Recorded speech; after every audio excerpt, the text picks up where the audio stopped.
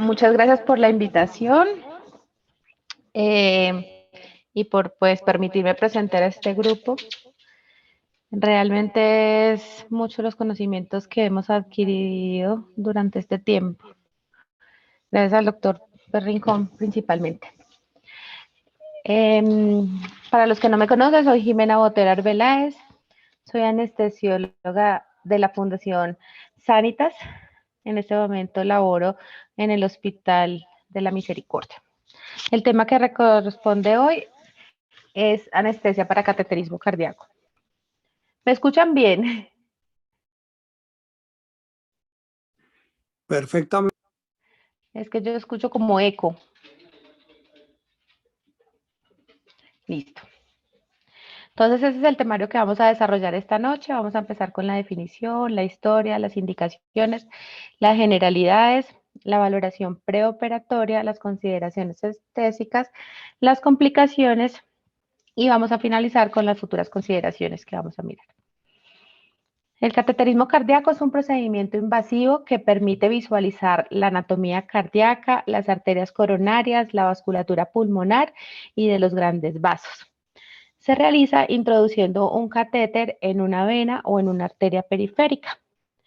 El acceso al corazón puede ser anterógrado venoso para cateterismo del corazón derecho o retrógrado arterial para el cateterismo cardíaco izquierdo.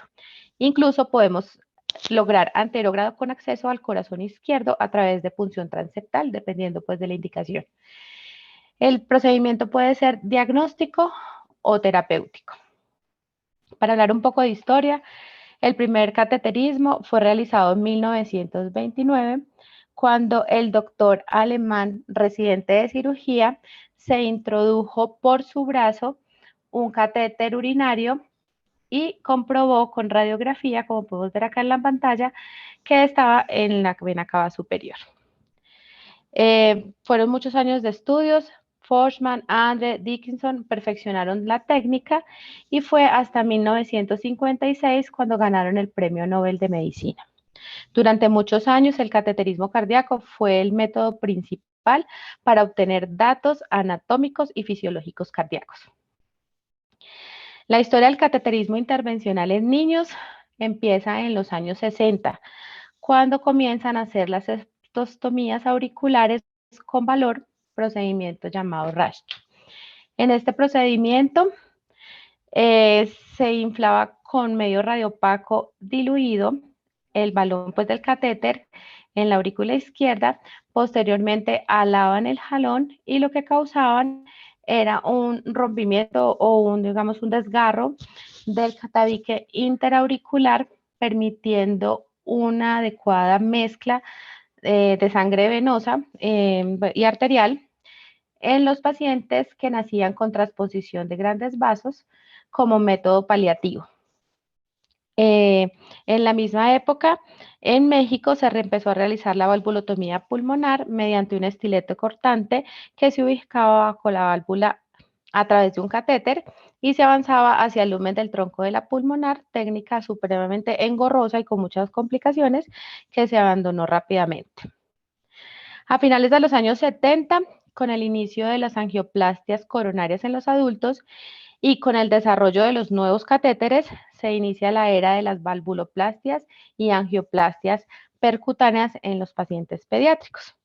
Alcalmente se utilizó para estenosis pulmonar congénita, luego para estenosis aórtica congénita, recoartaciones postquirúrgicas de la aórtica y a finales de los años 80 ya se empezó a utilizar en coartación de aortas nativas. La participación de los anestésicos en el cateterismo cardíaco se remonta a principios de la década de 1950. Se describen muchas técnicas, tanto de anestesia general como de sedación, y se utilizaban muchos medicamentos, incluyendo el tiopental, propofol, ketamina, meperidina y antihistamínicos. En 1958, el doctor Smith del Hospital Sick Children de Toronto diseñó una mezcla o un cóctel que se llamaba CM3, en el cual combinaba clorpromazina, demerol y prometazina, los cuales se inyectaban intramusculares y se utilizó pues ampliamente por muchos años. Sin embargo, después se fueron reemplazados por medicamentos intravenosos de acción más corta y más predecible. Con el advenimiento de las modalidades avanzadas de imágenes no invasivas, entre ellas ecocardiografía tridimensional, resonancia magnética cardíaca, tomografía computarizada multicorte, el cateterismo cardíaco como método diagnóstico para evaluación anatómica ha disminuido. Sin embargo, existen unas indicaciones claras que son, digamos, la causa o el objetivo de lo que vamos a ver.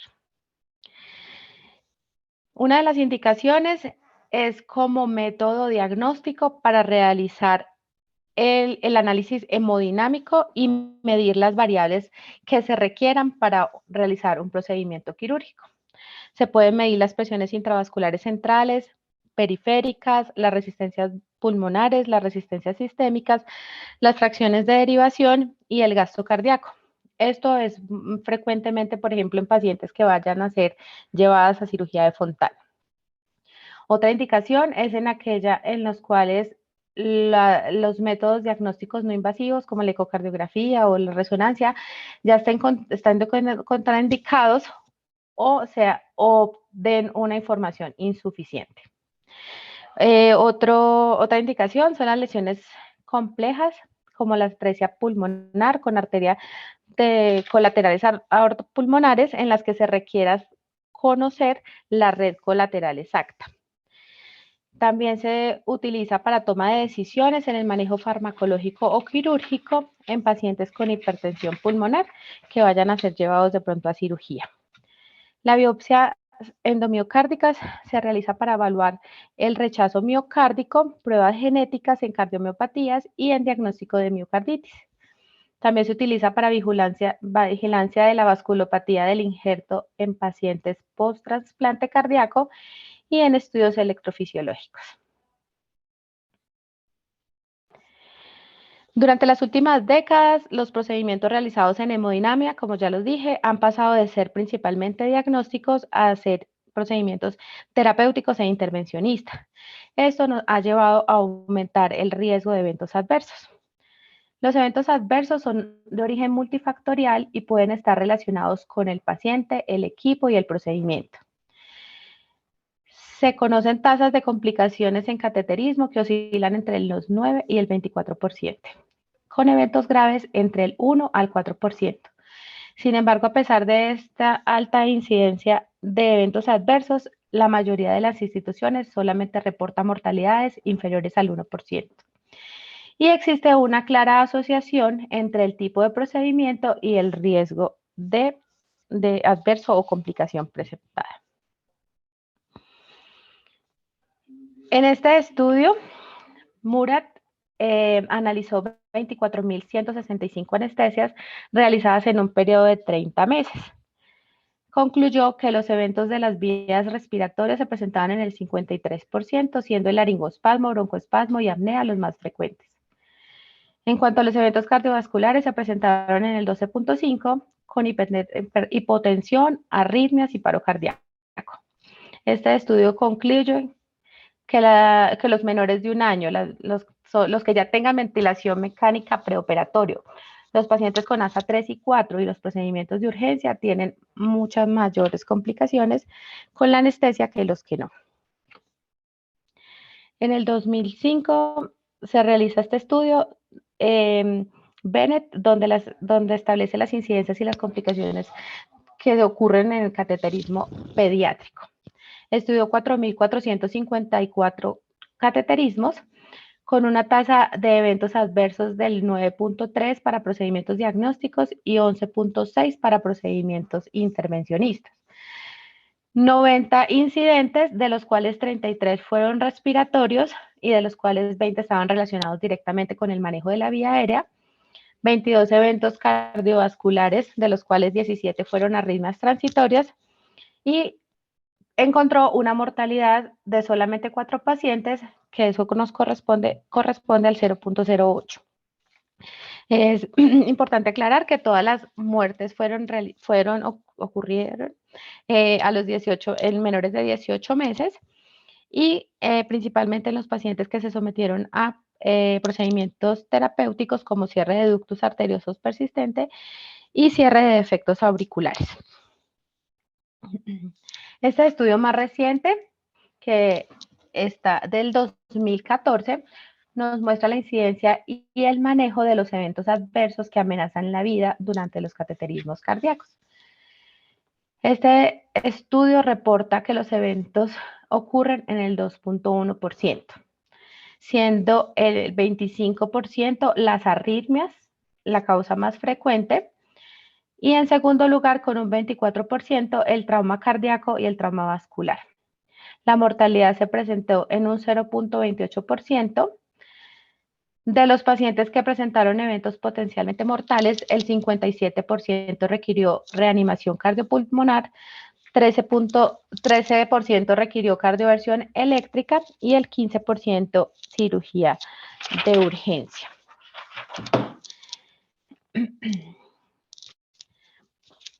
Bueno, debido a lo que ya les mencionaba, a la complejidad de los pacientes que son sometidos a cateterismos cardíacos y a que los pacientes con cardiopatías congénitas tienen muchísimas mayores complicaciones, el personal que atiende a estos pacientes tiene que tener las habilidades necesarias para anticipar, prevenir y tratar las complicaciones. Es por eso que se reunieron, digamos, un comité de expertos y varias sociedades de pediatría y realizan estas recomendaciones en el 2016 para que nosotros, digamos, guiemos nuestro plan anestésico en esto. Esta presentación la saqué no solamente de esta guía, sino también pues, del libro de Andropoulos. Como ya les dije, entonces los pacientes con cardiopatía congénita tienen mayores riesgos anestésicos, sin embargo existen diagnósticos específicos y claros en que este riesgo es muchísimo mayor. Esto ocurre, por ejemplo, en el síndrome del corazón izquierdo hipoplásico, que como ya vimos es una cardiopatía congénita compleja que requiere múltiples intervenciones quirúrgicas, obviamente si el paciente sobrevive. Entonces ellos estiman que los pacientes con síndrome de corazón hipoplásico en etapa 1, es decir, con el procedimiento de Norwood únicamente, tienen una tasa de mortalidad del 19% en cirugía no cardíaca pacientes menores de 2 años. Y ellos encuentran que la principal complicación es la inestabilidad hemodinámica y paro cardíaco durante la inducción secundaria a isquemia cardíaca. Otros pacientes susceptibles de mayor riesgo son los pacientes con hipertensión pulmonar, que presentan paro cardíaco y crisis de hipertensión pulmonar en el 4.5% de cirugía no cardíaca y en el 5% de los pacientes con cateterismos cardíacos. Otras entidades menos frecuentes, pero que también pueden aumentar el riesgo, son los pacientes con obstrucción del con obstrucción del tracto de salida del ventrículo izquierdo, como el síndrome de Williams-Byrne. Entonces, en cuanto a las consideraciones anestésicas para el cateterismo, entonces tenemos que conocer la fisiología subyacente del paciente, identificar las alteraciones hemodinámicas que pueden ocurrir durante el procedimiento anestésico, saber los objetivos del procedimiento, eso lo hacemos o lo logramos preguntándole a los hemodinamistas qué objetivos es hacer el estudio. Debemos tener reserva de hemoderivados, disponibilidad de cama en unidad de cuidado intensivo. Tenemos que alistar la sala de hemodinamia y obtener el consentimiento informado. La valoración preanestésica incluye la anamnesis, el examen físico y una historia detallada que no solamente se centre en los síntomas y en el curso de la enfermedad, sino también en los antecedentes maternos, antecedentes familiares. Debemos buscar enfermedad materna o medicamentos que haya consumido durante el embarazo, cardiopatías congénitas o adquiridas en familiares cercanos, así como también síndromes o anormalidades congénitas coexistentes en los pacientes. En cuanto a los paraclínicos, pues como ya dijimos, las imágenes no invasivas, como todos los tipos de eco, la resonancia magnética y el TAC multicorte, siguen siendo el gold estándar para la evaluación del paciente con enfermedad cardíaca. Este tipo de paraclínicos nos permite tener una descripción no invasiva de la estructura, nos permite tener digamos, algo de la fisiología cardíaca del paciente, lo cual nos va a permitir el manejo anestésico y, digamos, planear como las estrategias en caso de que se presente inestabilidad hemodinámica. El electrocardiograma siempre tiene que tener los pacientes para evaluar el ritmo cardíaco y excluir las arritmias que son tan frecuentes. En la radiografía de tórax podemos delinear la silueta cardíaca y podemos visualizar la vasculatura pulmonar. Siempre tiene que tener una hemoglobina y un hematocrito reciente, ojalá el día antes del procedimiento. Y como utilizamos medios de contraste, siempre tenemos que tener una creatinina y un BUN. Entonces, la preparación para el procedimiento. Esta es la sala de hemodinamia del Hospital de la Misericordia, como pueden ver. Entonces, los factores ambientales también nos pueden aumentar el riesgo de eventos adversos durante el cateterismo. Y por lo tanto, pues debemos de conocer estos. La sala de hemodinamia, como todos saben, es un ambiente inhóspito para nosotros los anestesiólogos, porque a menudo está lejos de sala de cirugía. Generalmente es con iluminación baja, a temperaturas bajas. Y adicionalmente, como pueden ver ahí en esa diapositiva, está llena de equipos que muchas veces dificultan el acceso al paciente y disminuyen como la reacción ante problemas o ante momentos de crisis que se pueden presentar fácilmente en cateterismo. Esto sumado a la radiación, que no solamente se expone el paciente, sino también nosotros y que nos obliga pues a usar los chalecos y toda la protección adecuada. Es importante preparar todos los equipos antes de cualquier cateterismo, organizar nuestro espacio, organizar que las líneas venosas no se crucen con el arco en C, porque es frecuentemente que pase. Debemos verificar que la máquina de anestesia funciona. Tenemos que tener métodos de calentamiento activo para los pacientes, manta térmica, el cardiodesfibrilador funcionando.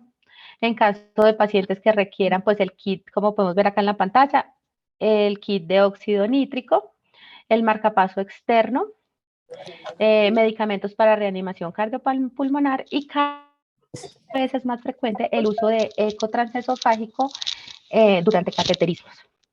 La preparación y la anticipación, al igual que el manejo en equipo, es como la herramienta más clave para que los pacientes les vaya bien. En cuanto a las estrategias anestésicas, pues lo más importante es cómo lograr el estado de tranquilidad y confort del paciente y tratar que el manejo hemodinámico refleje la fisiología basal del paciente para poder permitir un adecuado estudio diagnóstico. Necesitamos ansiolisis, amnesia, analgesia e inmovilidad. La anestesia general no siempre es esencial para lograr estos objetivos. Sin embargo, en los pacientes pediátricos, los cateterismos cardíacos a menudo implican intervenciones y procedimientos que pueden prolongarse y son muy impredecibles, por lo que la mayoría de las veces damos anestesia general. Dentro de los medicamentos de premedicación, como están acá, midazolam, clonidina, ketamina, pueden ser utilizados. La premedicación es el primer paso para relajar el paciente y facilitar la separación de los padres que causa tanta ansiedad y que en pacientes con cardiopatía congénita de pronto nos puede producir inestabilidad hemodinámica. El midazolam, digamos que es el medicamento más utilizado, produce ansiolisis y amnesia, es de rápida acción, tiene tiempo de acción predecible, se puede utilizar por múltiples vías, oral, nasal, rectal e intravenoso. Dosis de 0,5 a 0,75 por vía oral. Se ha demostrado en estudios que produce ansiolisis y adicionalmente no produce mayor repercusión hemodinámica. La cloridina es un medicamento alfa 2, nos produce ansiolísis y adicionalmente analgesia. Principal desventaja es la latencia, entonces toca dejarlo 1 hora, 90 minutos previo, entonces por lo que tanto en pediatría y en nuestra institución por lo menos no se utiliza. La ketamina pues ha sido un fármaco hipnótico y analgésico muy popular durante muchos años. Tenemos que tener en cuenta que aumenta las secreciones, que a veces nos toca utilizarlo con atropina para disminuirla, que puede producir taquicardia y agitación, pero pues podría ser una opción en algunos casos. Todo paciente que vaya a ser llevado a cateterismo tiene que tener una monitoría básica, electrocardiograma de 5 derivaciones, pulsoximetría, temperatura, ya sea axilar o esofágica en caso de que esté intubado, CO2 expirado. Hablan que no solamente en los pacientes intubados, sino también en los pacientes que se vayan a ventilar con cánula nasal o máscara facial. Y siempre tienen que tener una línea venosa permeable e independiente para nosotros. En cuanto al manejo de líquidos, pues se debe prestar mucha atención digamos, en esto, tanto como en el volumen intravascular como en el hematocrito. La hipovolemia puede estar presente desde el inicio o desde antes del procedimiento, principalmente por ayuno prolongado. Las recomendaciones son basadas pues, en los protocolos: 2 horas para líquidos claros, 4 horas para leche materna y 6 horas para leche de fórmula o sólidos. La hipovolemia puede ser particularmente importante en neonatos, en pacientes con cardiopatías cianosantes, en poliglobúlicos o en pacientes que dependen de derivación. En estas circunstancias, cuando los pacientes están hipovolémicos por ayunos prolongados, podemos iniciar con bolos de soluciones isotónicas. Por ejemplo, el lactato está como de elección. Cuando la hipovolemia es producto de la pérdida sanguíneas, podemos empezar a reponer o con solución salina o con albúmina al 5%, o cuando ya hemos pasado, digamos, el límite permisible de pérdidas permisibles, podemos poner glóbulos rojos. La sobrecarga también es muy importante porque, como ya sabemos, pacientes con cardiopatías y con insuficiencias cardíacas, cualquier administración de un volumen adicional nos puede llevar a un edema pulmonar y a falla cardíaca, a falla ventricular. Por lo tanto, pues tenemos que estar pendientes con todas las soluciones de lavado para no producir una hipervolemia iatrogénica. Es sumamente importante la comunicación con los hemodinamistas, porque cualquier sobrecarga o cualquier bolo que nosotros administremos, ya sea de glóbulos rojos o de líquidos, puede alterar las mediciones de ellos de gasto cardíaco o de resistencias. Los pacientes con poliglobulia, con hematocritos superiores a 65, podrían requerir de pronto una flebotomía, es decir, sacar un volumen sanguíneo determinado y reponerlo con soluciones isotónicas.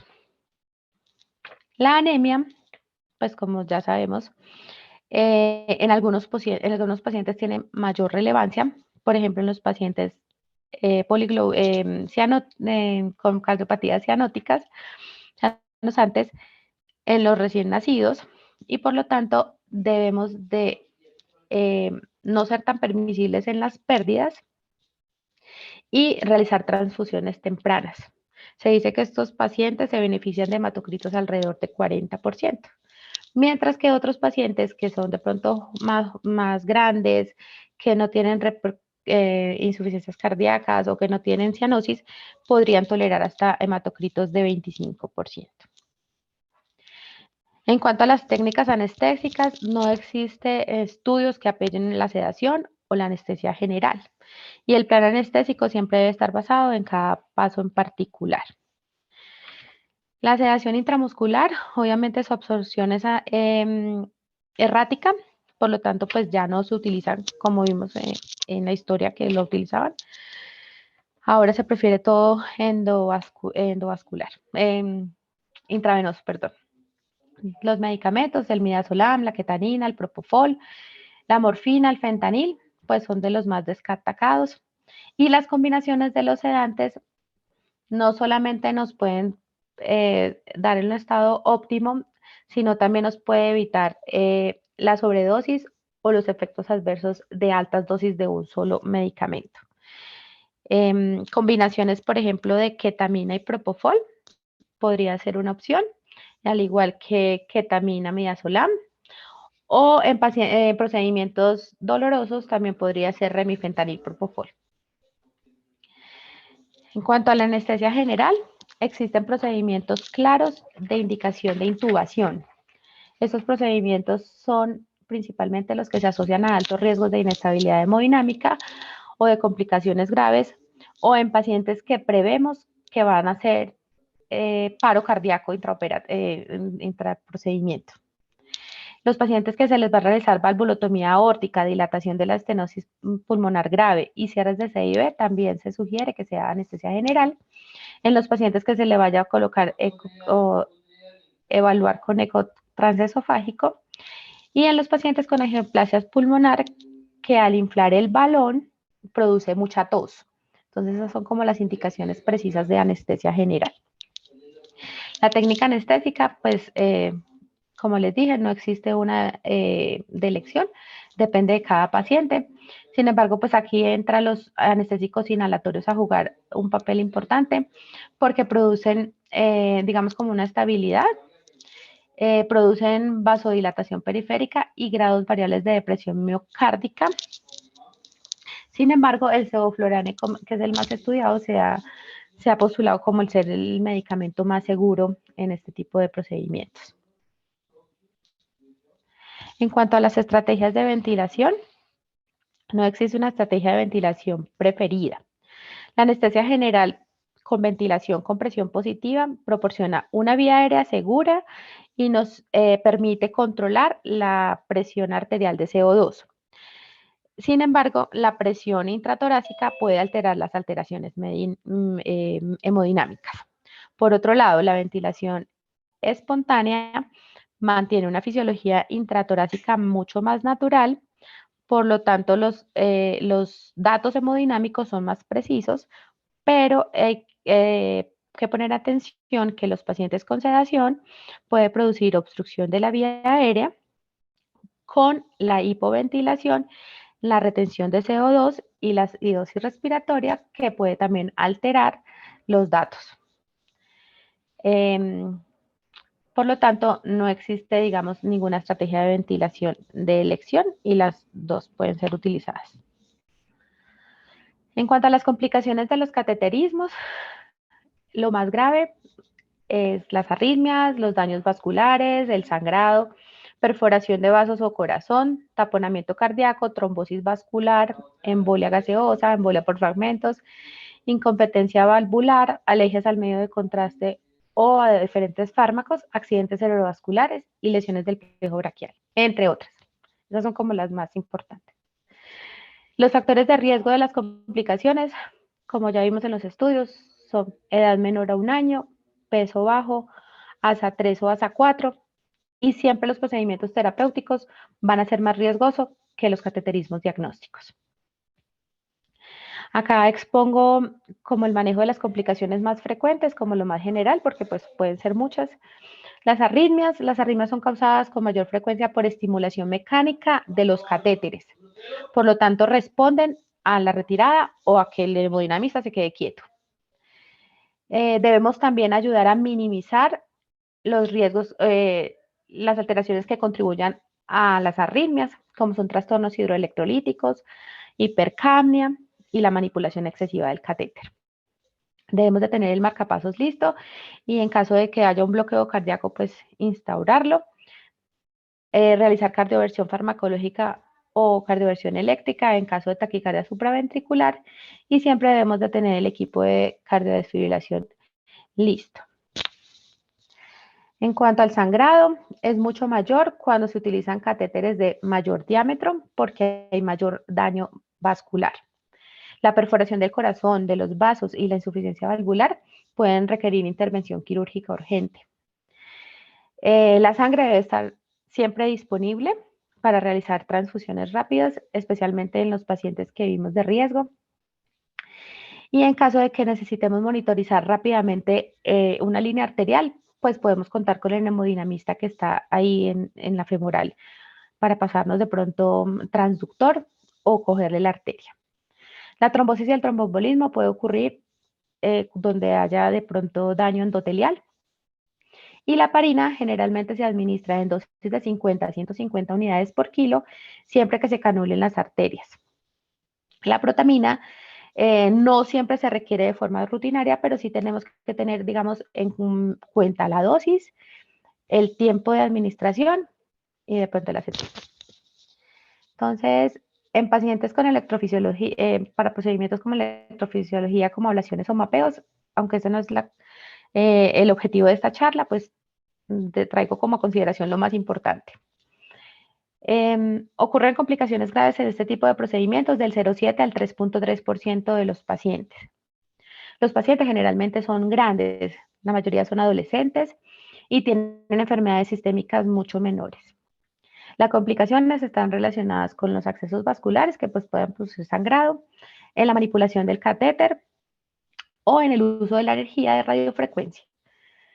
Durante la ablación por radiofrecuencia se puede destruir endocardio y miocardio. Eso lo tenemos que tener muy presente porque puede producir daño en el nodo sinoauricular, produciendo un bloqueo cardíaco completo. Ese se presenta en el 1%.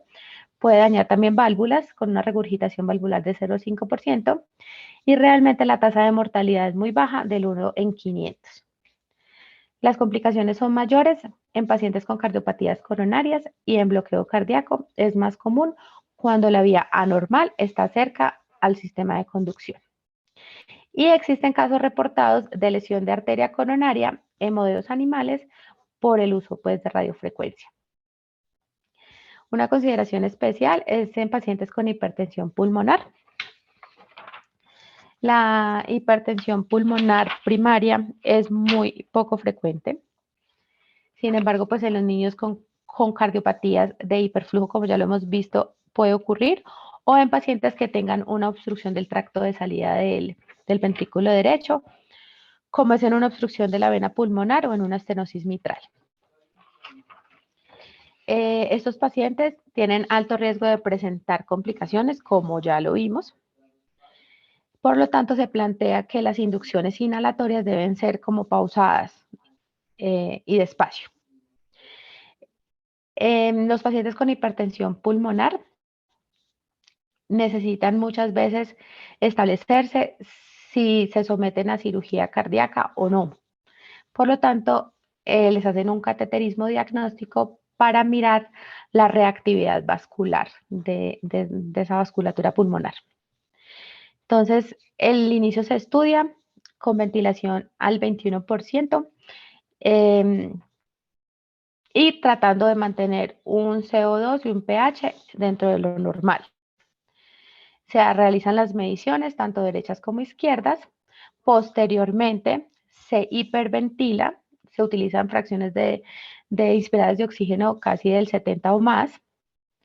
Se hacen nuevamente mediciones y se mira los cambios que hubo o no con la estrategia. Si los pacientes no responden a la hiperoxia, entonces se empieza a administrar el óxido nítrico, que como ya nuestra compañera nos dijo, pues se inicia con 40 partes por millón, se realizan nuevamente estudios y ya se realizan como las conclusiones y se sabe si el paciente se beneficia de un procedimiento quirúrgico correctivo o no. La mortalidad en los pacientes con hipertensión pulmonar que se someten a cualquier anestesia es del 7 al 10% y mucho más si la presión arterial pulmonar es suprasistémica. En cuanto a las futuras consideraciones, entonces, como ya lo dije, lo principal de esto es prevenir los eventos adversos. Por lo tanto, se han desarrollado múltiples estudios y adicionalmente se desarrolló este score, que es el score CRISP, en el cual se estudia los eventos adversos serios. Ellos consideran un evento adverso serio a cualquier evento que cause mortalidad, morbilidad permanente o necesidad de intervenciones adicionales o mayor estadía. En esta categorización de riesgo, lo que se busca es estratificar el paciente de 1 a 5 y con eso se establece el riesgo. Esta puntuación nos permite planificar y preparar el equipo y saber cuál es el mejor personal o el personal más idóneo para realizar este tipo de procedimientos dependiendo del riesgo. Pacientes con riesgo CRISP 1 tiene el riesgo de 1% de eventos adversos serios comparados con el CRISP 5 que tiene el 36.8%. Es muy fácil de realizar, de hecho en Google pone uno CRISP Score y aparece como el, como el formulario y uno lo llena y ya te da el score y te da de una vez el porcentaje. Este tiene en cuenta si el procedimiento es selectivo, emergente o si es posoperatorio, la edad del paciente, si es mayor a un año, mayor a un año, menor de 30 días o de 30 días a un año. El peso, si es mayor de 10 kilos, de 2.5 a 10 kilos o menor de 2.5 kilos. Si el paciente tiene soporte vasopresor o inotrópico, si el paciente tiene ventilación mecánica o no, si el paciente tiene falla orgánica múltiple, el ASA, la categoría fisiológica, el diagnóstico precateterismo y si el procedimiento es intervencionista, híbrido o si solamente es diagnóstico. Para finalizar, entonces no existe un método anestésico específico que sea apropiado para todos los pacientes sometidos a cateterismo, pero sí es necesario que el anestesiólogo comprenda los riesgos y la fisiopatología de cada entidad, como ya lo hemos revisado. Manejar esos pacientes con patologías de alto flujo pulmonar, de bajo flujo pulmonar o mixtas, obstructivas, y saber el impacto de la anestesia en el estado hemodinámico y el manejo pues debe ser siempre específico para cada paciente.